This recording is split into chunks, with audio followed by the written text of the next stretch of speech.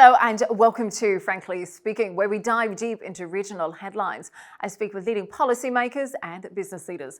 I am Katie Jensen. 2 months after returning to the White House, President Trump has shocked the world with a series of major announcements, from aggressive DOGE initiatives to high tariffs, plans to relocate thousands of Palestinians from Gaza, to secret talks with Hamas. Today we hear from Norman T. Roule, the former senior US intelligence official and Middle East expert, to ask what President Trump's actions mean for US foreign policy. How will they impact the changes underway in the Middle East? Can Washington be convinced to back the Arab world's plan to rebuild Gaza? And is a Trump-Putin summit in Saudi Arabia on the horizon?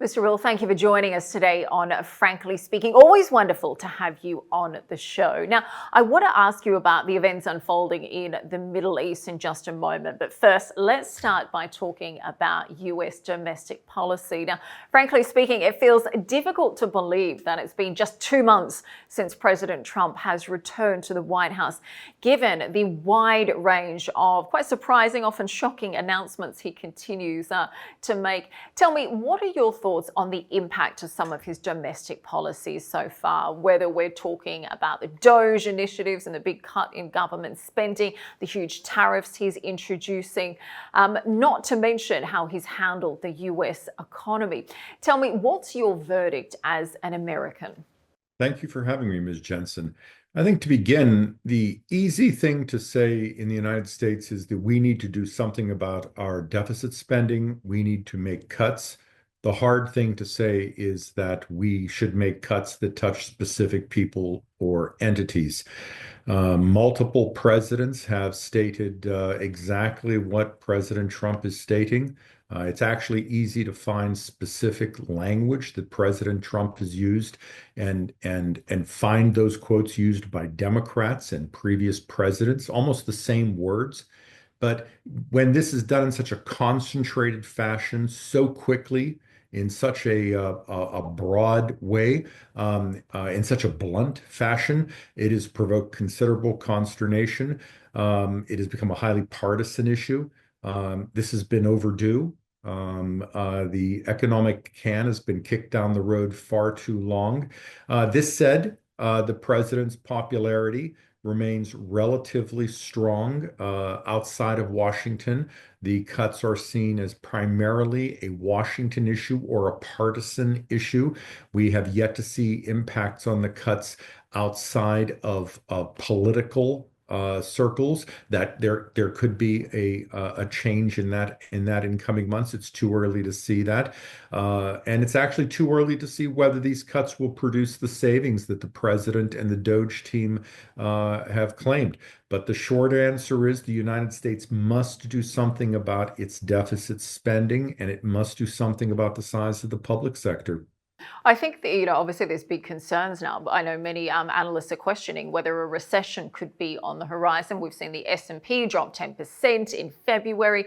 We've seen inflation is still high. Of course, Mr. Trump said he would tackle that on day one. We've seen the Fed Reserve keep rates unchanged. I know President Trump would certainly like that drop. So I think there's still big questions that remain from the economic side. But let's talk about some of his policies when it comes to a political level, because of course one of the biggest surprises I think he made early on in his presidency has been the announcement to either permanently relocate or maybe temporarily displace thousands of Palestinians from Gaza, moving them instead to neighbors Egypt or Jordan. Now, this proposal obviously had huge backlash, huge condemnation from Saudi Arabia, many other Arab countries as well. Tell me, Mr. Roule, given your deep level of involvement and knowledge of politics in Washington, was there nobody out there that could have advised the White House that clearly this plan was never going to work? Well, let's start off with the glass being half full. We have a president of the United States in the earliest days of his administration who is showing that he is interested in the Middle East, interested in the Palestinian issue, and has devoted his senior most advisors to working that issue. I'm going to take that as a good start. The second issue is he is consulting routinely with regional partners to include Saudi Arabia, and that's always a wise move. He is also speaking with the Jordanians, the Egyptians, and that's also a smart step. The challenges that the president and Steve Witkoff have looked at the scale of the devastation in Gaza, and it is extraordinary. And truth be told, there has never been a reconstruction in the history of the world where 1.5 million people, which include thousands of militant armed gunmen, have stayed in place while reconstruction has occurred. It's just never happened. And their position is these people need to be moved to a place where they can have normal lives while that reconstruction takes place. Now, the challenge becomes very reasonably, well, what if the Israelis have other ideas for that territory? What if the militants have other ideas for the places where they go? What if the Palestinians want to stay? Those are all reasonable issues. Those questions have been raised. And I think the president's position is, well, we're stuck then. What do we do with 1.5 million people who are living in terrible conditions, inhuman conditions? And there are thousands of gunmen who are willing to practice human sacrifice to obtain their political objectives. Now, the Arabs have pushed an alternative plan, and I think it's an excellent first step. And Saudi Arabia has devoted considerable and wise leadership in this regard. The challenge remains, what do you do with thousands of armed, radicalized Palestinian gunmen who will almost certainly seek to take control of the resources that are brought into that area for political purposes and corrupt purposes? That issue has yet to be resolved.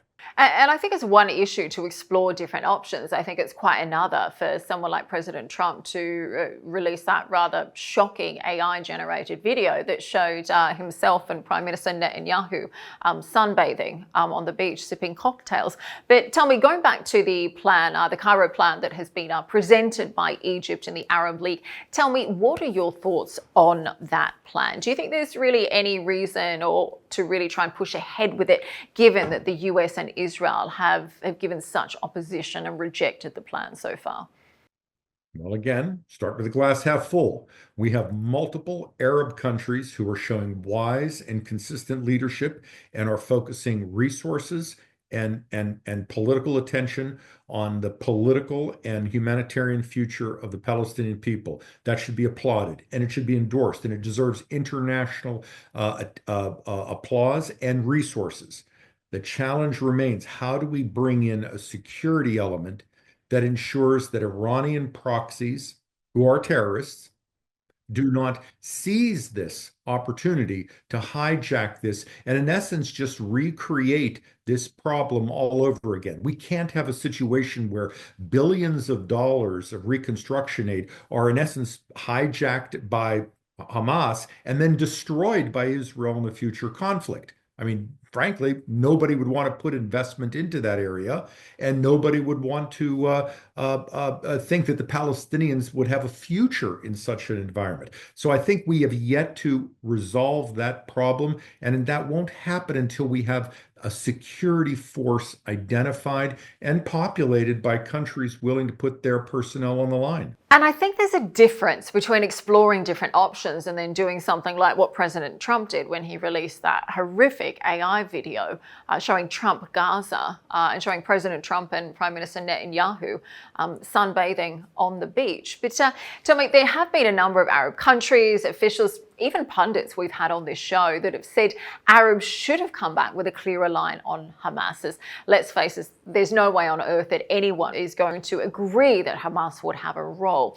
Tell me, do you think Washington would accept a revised plan if it was proposed without the Hamas element? Yes, but that is a challenge. We need a plan that shows that the Palestinian Authority or an authority or a Palestinian entity, because this has got to be a Palestinian state, and I am a supporter of a two-state solution, as I think most of your listeners will be, and needs to take responsibility for the direction of the Palestinian future. And this can't be one that is hijacked by Iran and those who are going to just propagate violence. The Israelis are entitled to security, just as the Palestinians are entitled to their future. And we just can't have a situation where billions of dollars are put at risks of an Israeli airstrike propagated by a militant operation because Iran sends in missiles and terrorists. I mean, we just can't have that. And until we have a structure that can prevent that, and it's doable. We have some exceptional leaders in the Middle East, exceptional leaders in Saudi Arabia, and in other countries who've eradicated terrorism in those countries. If you can eradicate it in those countries, the United States and elsewhere, surely we can do the same thing in Palestinian territories. So tell me, because even if Arab nations do convince Hamas to leave, where would they actually go? Do you think we'd be looking at Qatar, Algeria? What is the best option? Well, that becomes a challenge. Um, let's be honest. Let's take President Trump's plan, and let's just say President Trump's plan were to happen. Well, even if Palestinian militants were disarmed and they were to go to, let's say, Jordan or Egypt, well, they could rearm themselves there and not only conduct militant activities in those countries, but attack Israel's from those countries, which would then provoke more violence.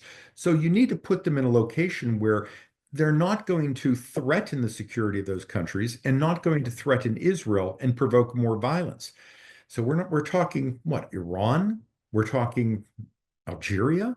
We're talking Yemen? I mean, this is a very, very difficult environment. And then for the Palestinians who go to these countries, what sort of lives do they have besides living in a terrorist training camp for the next 20 years? So you need a structure that in essence says if militants are moved somewhere, what's the process of giving them an alternative existence so that they themselves have a future beyond terrorism? We don't want to just create an external army that plans terrorism for the rest of their lives. And obviously, it's a hugely complex issue. I know President Trump certainly surprised everyone by saying America is having direct talks with Hamas. And he justified it by saying, look, there's American lives that are on the line. Now, tell me, do you have any insight on what is being discussed in these talks and what could possibly be agreed? And given the shocking attack we've seen from Israel on Gaza this week, and frankly, the US green light to Israel, is that now a sign that these talks have failed? Well, I think it's a sign that there is a consistency to the Trump administration statements. The Trump administration stated as follows: we will speak with anybody for a diplomatic arrangement. We won't speak endlessly. We will look for alternatives, such as moving people to other countries, offering an extension of a ceasefire, doing what's necessary. We want hostages back. We want peace. We will see where this leads, but we're not going to tolerate endless violence and endless militancy. And if that happens, as the president stated, I believe his exact words, all hell would break loose. The challenge is that all Iranian militants, be it the Houthis, be it Hezbollah, be it Hamas, they practice not only the use of human shields, but human sacrifice to gain propaganda, recruits to deter actions. And therefore, this means Palestinian civilians will die. And that's a great stain on our generation. It does feel, though, that President Trump really took credit for the ceasefire and has then let it unravel. And there's a real time after time, administrations have always regretted giving Israel too much and asking for too little. Do you think we're going to be having this discussion again in 2 years and regretting that once more Israel has let down the US? Well, I may have a different view. I think that the Trump administration gave Hamas an opportunity, an open door. I think if Hamas were to have said, we will release hostages and we would like safe haven in another country. We would like guarantee that we will not be killed by Israel. We would like a financial security in that country. I think the Trump administration would have said, we'll make it happen. That's my opinion. They didn't choose that. Instead, they chose, we insist that we will be in charge of Gaza and Israel must leave. Now, that's the Hamas plan right now.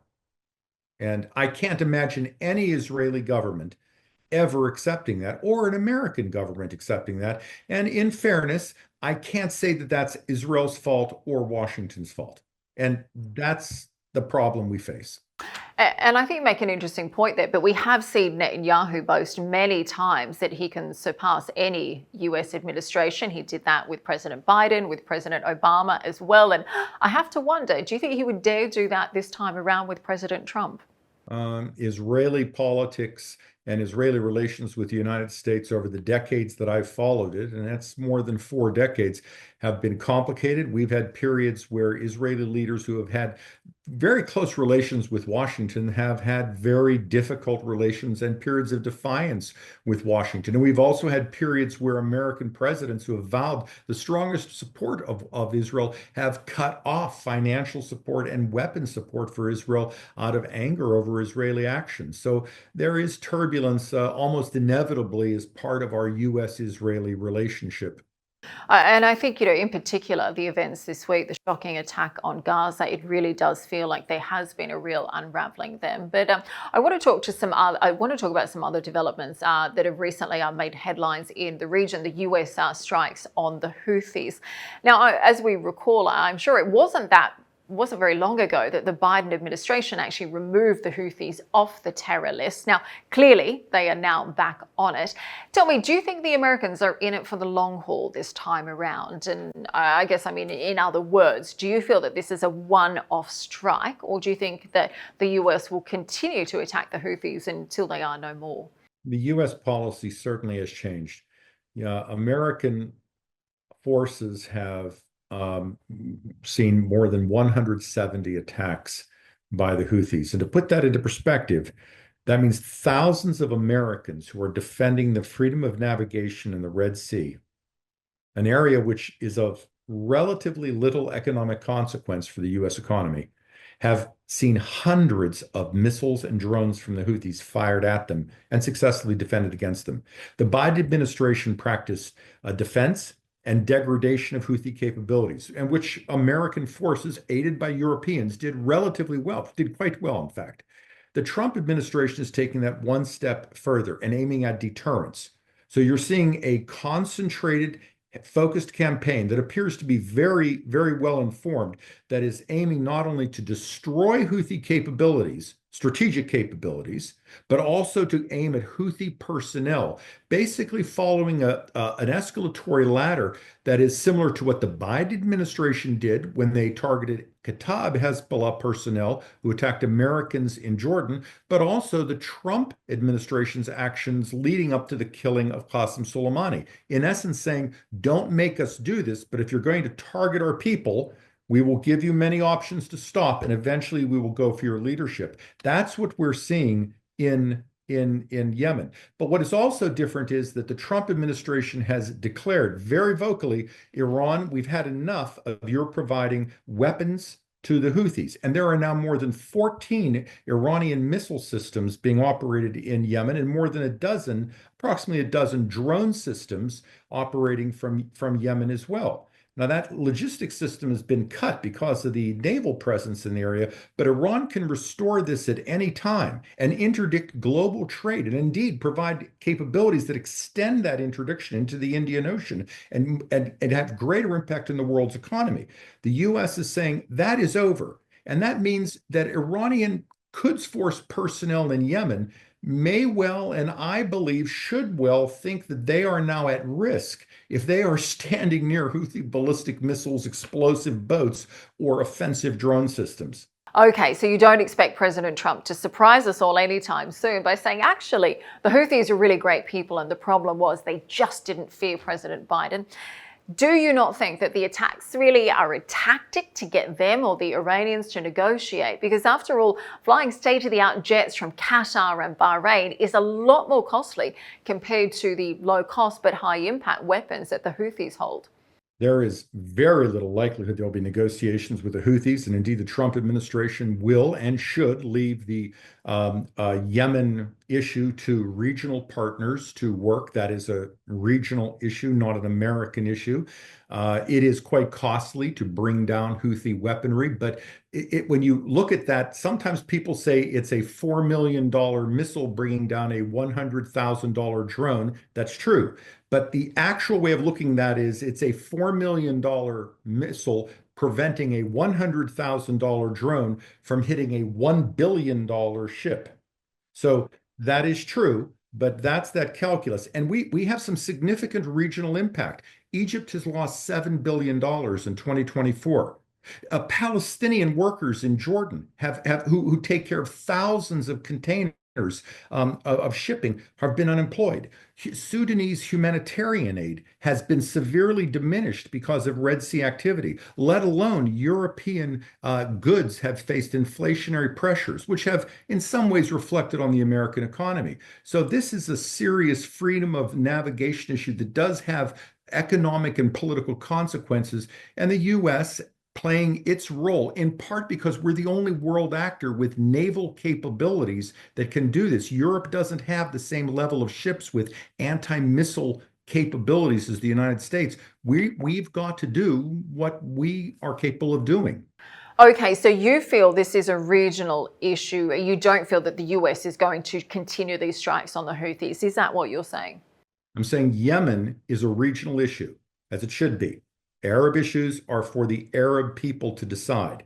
But threats from Yemen, from Iranian proxies that touch the world's economy or target American ships, and we're saying 170 plus attacks on American shipping, that's now an American problem. And the Trump administration is saying we will handle that directly and sharply. And we're doing that at present with a way that I think is commensurate with Trump administration policy. I don't think there are any surprises here, and it's being handled in a way that is directed against Houthi capabilities and leadership that is proportional to the type of attack. And yes, we really have seen the role of Saudi Arabia really evolve as a major mediator these days. I know you are a frequent visitor to Saudi. Tell me, when we look at negotiations, how are the Saudi efforts to bring peace between Russia and Ukraine, how are they being perceived in Washington these days? Saudi Arabia's stature in the international community has dramatically changed in recent years. Saudi Arabia has always been an important global actor. It's always been an important location for international meetings. But it is impossible not to recognize that Saudi Arabia is a meeting place for every globally important issue. Caribbean leaders, Central Asian leaders, meetings that at one time would take place in Geneva, Paris, Berlin, Washington, now take place in Riyadh or Jeddah. The upcoming meetings between Ukrainians and Russians, the technical meetings, will take place in Jeddah. That's the sort of thing you used to see in Europe. We're seeing a power shift take place that recognizes that Saudi Arabia has a stature which at one time was certainly regional, with some, because of Islam or some other aspects, energy had a global role. But it's gone beyond that under the leadership of King Salman and Crown Prince Mohammed bin Salman. Saudi Arabia's global stature is significantly greater. And I think your listeners should look at the meetings that are taking place regarding Russia, China, and other places that have happened, and in those terms. So tell me, when do you expect the big meeting between Putin and Trump to take place? As someone like yourself who is so intrinsically involved in Washington politics behind the scenes, what can you tell us about this meeting? Because there's many people who are expecting it very soon. Well, I think probably, I would say many people are expecting it to be soon, but I sometimes think that there are some Saudi officials who would say we would like to have a day off in between. I'm sure your leadership wouldn't agree with that, but I suspect privately some people are saying we would like to have one day off between big meetings since so many important things take place in Saudi Arabia anymore. I think President Trump and President Putin will each want some sort of broader agreement, some sort of progress to take place. The initial discussions have produced the first steps on an energy cessation, energy style attacks. It's not quite quite there in terms that that's been achieved. The Russians agreed to halt attacks on Ukrainian energy sites. The Ukrainians have stopped. They've accepted that. The Russians did launch drones at Ukrainian energy facilities. They claimed that those launches occurred while the agreement was being made, and that they had not only called back those drones, but they had shot down their own drones to keep them from achieving their mission. Some may have got through, we'll see, but I think coming days we'll see where this goes. I'd watch the technical discussions that take place in Jeddah. There is a momentum that's building here. That is clear. This is a terrible conflict, and we have watched Saudi Arabia, also the United Arab Emirates. We're watching again the region play a bigger role, play an important part in bringing together not only Ukraine and Saudi Arabia, Ukraine and Russia, but also freeing prisoners between the countries. I mean, Saudi Arabia has brought home prisoners to the United States from Russia, but also Ukrainian and Russian prisoners. Riyadh has done a number of remarkable things, but I think we need, for Putin and Trump, we need a broader set of agreements to take place. Steve Witkoff, a number of Russian advisors, I believe, are in quiet communications behind the scenes. This is going to need to percolate for a while. And of course, President Putin is holding strong on the fact that he says he'll only agree to a full ceasefire if we stop seeing international support and aid and information for Ukraine as well. And as you mentioned there, the energy deal, that's obviously big news, but it certainly isn't quite the solution that President Trump thought he would have on the first day of his job, has there been? I want to change direction a little bit and turn our attention to Syria. Now, we've also seen big changes underway Syria as well since the Assad regime collapsed and the former leader of HTS, Ahmed al-Sharaa, took over. Tell me, in order for the new government in Syria to really stand a real chance of success, do you think that the sanctions that have been imposed essentially on the old regime, should they be lifted? Well, the answer is yes. But at the same time, the new regime, which is led by people with dark backgrounds, needs to prove itself. It is attempting to do so. It is not a monolith in terms of its organization or its structure. Some of its people have pretty dark backgrounds. The actions that have taken place against the Alawites need to be investigated and addressed. But I go back to my previous comments on Yemen. This is an Arab issue.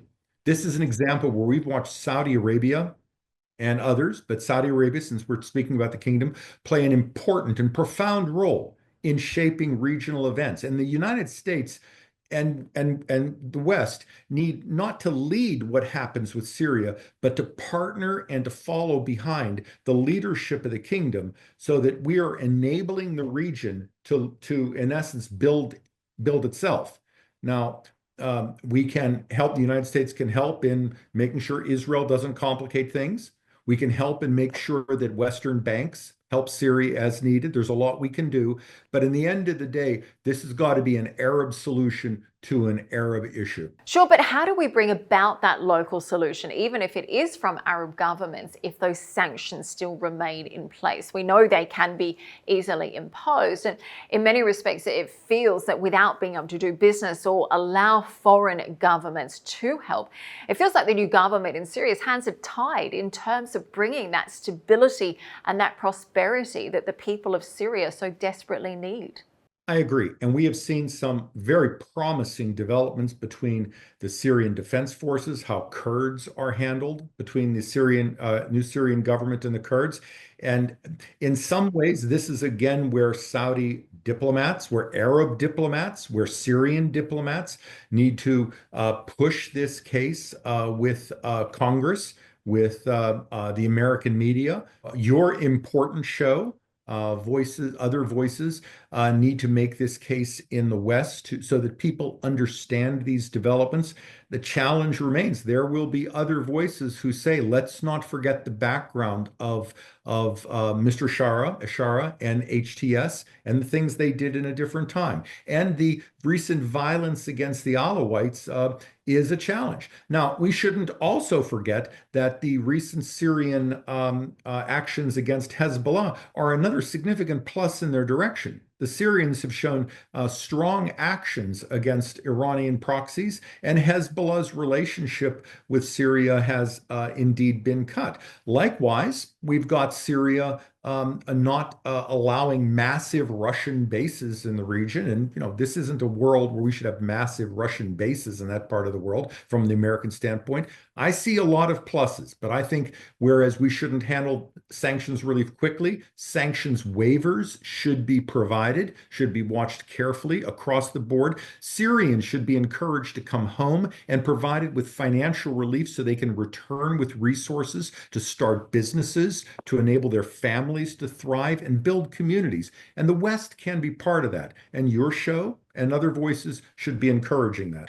And it feels like the scenario of the chicken versus the egg. In order to encourage Syrian residents to be able to return home, they need that stability, they need that security that potentially removing those sanctions would help bring about. But picking up on what you were saying just a moment ago about Hezbollah being significantly weakened, that has certainly been true in Lebanon as well. Huge changes underway, obviously, in recent months. Now, the US has a massive embassy there. President Trump has now appointed a new ambassador. I guess, do you see a grand scheme whereby America can really play a big role to be able to empower President Aoun and the Lebanese army to allow Lebanon to finally return to recovery? I do. And again, this has got to be an Arab-led initiative where the U.S. is a partner. It's your world. We're guests. We're partners, but it's your world. President Aoun has been saying and doing all of the right things, ranging from engagement with Israel, engagement with the West, how they're handling security, how they're pushing back on Hezbollah, how they're preventing Iran from bringing in cash, how they're handling their borders, how they're handling corruption. It's all positive. And the United States has shown at a time when we're talking about cutting resources in many areas, we have shown a commitment to resourcing the Lebanese armed forces and encouraging other partners to do the same because of their capability of providing security and stability in that country. Morgan Ortagus, who is the deputy of Stephen Witkoff, Morgan is a very smart, capable, sober person, has been working this aggressively, and I believe showing considerable progress. She's tireless in her focus on bringing Lebanon to the attention of policymakers and making sure that they get what they need from Congress and elsewhere. I think Lebanon is going to be one of the bright spots of 2025. And of course, we've really seen that relationship change, not only I think between potentially the US and Lebanon, but also Saudi and Lebanon as well. But Mr. Roule, we're almost out of time. Before you go, if you'll allow me to ask one more question, we're very excited because Arab News, the newspaper that produces this program, is going to be celebrating its 50th anniversary this year. Now, I know you're an avid reader. In fact, rumor has it you've been an avid reader for about 42 years. So tell me, what are your thoughts on the importance of this anniversary, and what role do you think Arab News plays in informing people in the US about what's going on in Saudi Arabia and the region too? So your rumors are correct. I have been not only a reader of the Arab News since I think its 8th year of publication. I think it was still being published from Jeddah in those days. But I have also been a listener, not only of your show. You recently had Faisal Sultan on from Lucid and Turki Al Faisal on, I believe, Ali Shahabi recently, but also the Rayhananiya show. Your digital work has done very good. Faisal Al-Abbas has done great work since 2018 with the transition that took place then. There are a couple of benefits that people get from the Arab News newspaper. It's on my tabs. I look at it every day. It's not just because it covers news that isn't routinely covered in the West. That's important. It provides a perspective on that news that allows me to say, this is how this information is being perceived by an enormous population. Not just Saudis, but the Arab world. So I'm already able to get a translation of how that information is being understood by a large part of the world. And then I'm able to take that information and I'm able to say, how is it being acted upon by policymakers in other parts of the world? Your newspaper is now your publications are now going out in Japanese, French, Urdu. I mean, what didn't wasn't it about 2018 also when you started publishing in Urdu? Yes, you're absolutely I right. mean, that is Mm, extraordinary. So to mm. me, it's data, it's perspective, it's global reach, and I use that because I don't get that anywhere else. And then I'm able to then dive into the digital formats and the podcast, and I'm able to get some more. I'm able to put a little more meat on the bone, some more perspective as I'm moving around and doing yard work and just walking through the house.